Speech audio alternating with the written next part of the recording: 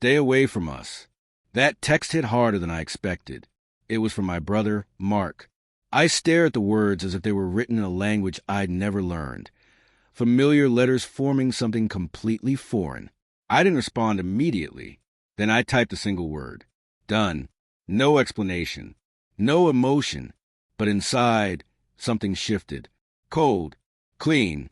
Controlled. Mark and I weren't just brothers. We were lifelines to each other, best men in each other's darkest hours. When our mother died, I was the one who held him as he broke. When I hit rock bottom, he covered my rent month after month without complaint. When he proposed to Vanessa, I toasted their future with real joy in my chest. I was proud of him, proud of her too, or so I thought. Vanessa always played her part well. Charming in public, warm around the family. Maybe too warm. Like fruit that looks perfect on the outside, but hides rot under the skin. I missed it at first, the subtle shift.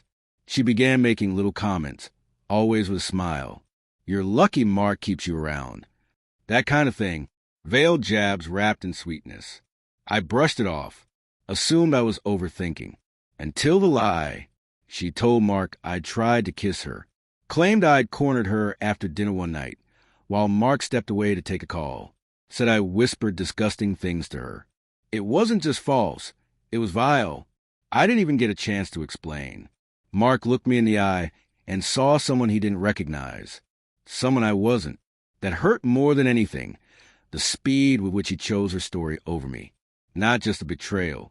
The insult to my character. To everything we'd been. But pain I can live with. Being underestimated, that's a weapon in disguise. I let the anger simmer until it cooled. Cold minds make clearer plans. That's when I remembered the mortgage. They'd just gotten pre-approved for a new house. A beautiful place with 4 bedrooms, half an acre, and a full deck. They needed a guarantor. Mark came to me. Naturally, I didn't hesitate. He always paid his debts. But I hadn't signed the final paperwork yet. The approval was conditional on my backing. So I pulled out. Quietly. No threats. No warning. I called the bank and withdrew my name. 3 days later, the letter came. Loan denied. The house they'd toured 10 times gone. The deposit non-refundable. Mark called. 5 missed calls, then a voicemail. Hey, listen, Vanessa might have misread things. We all make mistakes. Can we talk? I didn't answer. Silence, when used right, is a scalpel. And I wanted him to feel every slice. But I wasn't done. Not yet. I needed to understand why. Why would she lie? Why would he believe her so easily? So I started watching. Quietly. I had a friend in IT pull up Vanessa's LinkedIn. A pattern began to emerge. 3 jobs in 5 years, each ending abruptly. One coworker tagged in a team photo caught my eye. I reached out anonymously. The reply was short. She's trouble. Slept with our team lead. Framed another guy for harassment to cover it up. Pattern. Seduction. Accusation. Disruption. Escape. I dug deeper. Found her ex-fiancé. Yes, fiancé before Mark. The guy looked like life had wrung him out. Told me she drained his savings. Accused him of abuse and vanished. Filed a restraining order the day before their prenup meeting. Like clockwork. She wasn't unlucky. She was strategic. And Mark was just another step in her ladder. That's when it stopped being personal. I turned professional. Hired a private investigator. Discreet, methodical, very good.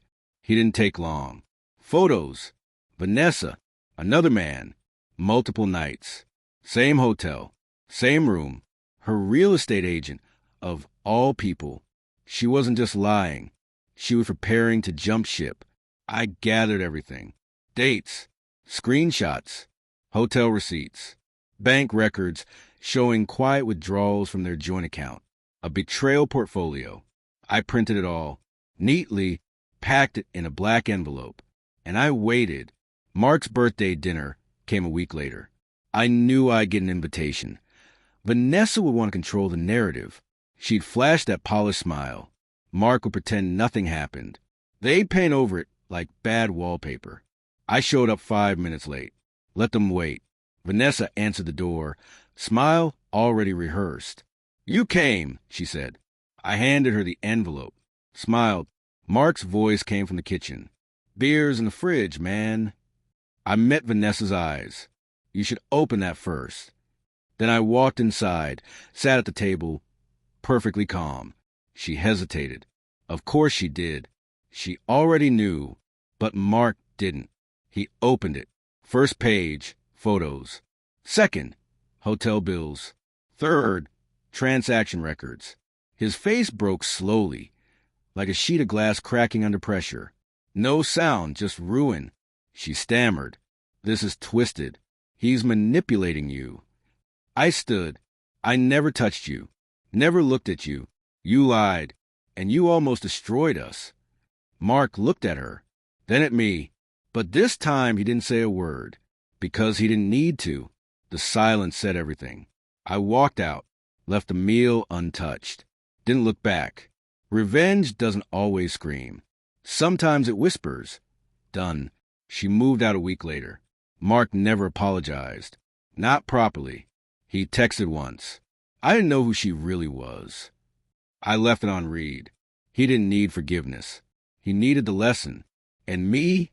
I sleep fine, because justice doesn't require applause. Just a clean hand and a sharper mind.